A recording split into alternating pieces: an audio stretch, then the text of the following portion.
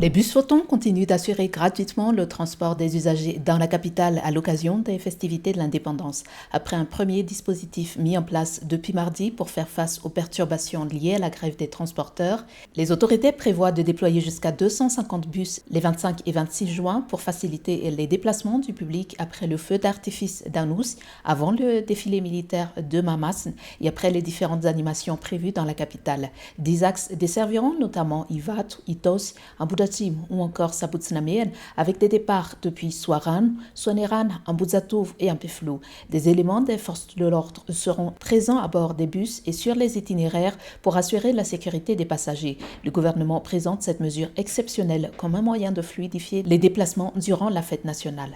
C'est un objectif largement dépassé pour le programme d'identité biométrique Izautukan. Plus de 5 600 000 malgaches sont désormais enregistrés dans la base de données nationale, soit près de 3 fois plus que la cible initiale de 2 millions de personnes fixée au lancement du projet. Ce résultat encourage les responsables du programme à poursuivre les opérations au-delà de la clôture officielle du projet Prodigy prévue le 30 juin. L'enrôlement des citoyens se poursuivra ainsi jusqu'à la fin de l'année 2026 afin d'élargir encore davantage la couverture du système biométrique. La région Analamanga reste celle qui enregistre le plus grand nombre d'inscriptions.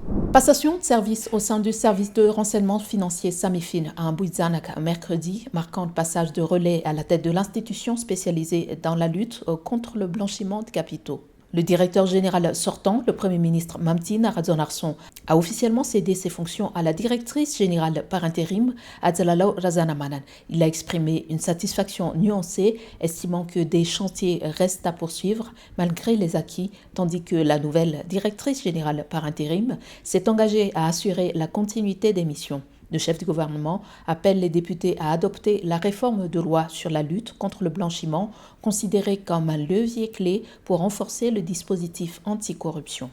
L'équipe du ministère du Commerce et de la Consommation intensifie les contrôles dans les marchés d'Antananarive afin de renforcer la sécurité sanitaire des produits alimentaires, notamment après un cas d'intoxication à Njanour et à l'approche des fêtes de l'indépendance. Ces descentes ont ciblé plusieurs points de vente comme Analakil, Mamassen, le pavillon Analakil, Anusbe et Souch, avec des vérifications sur la qualité, l'hygiène et la conservation des aliments, en particulier chez les vendeurs de plats préparés.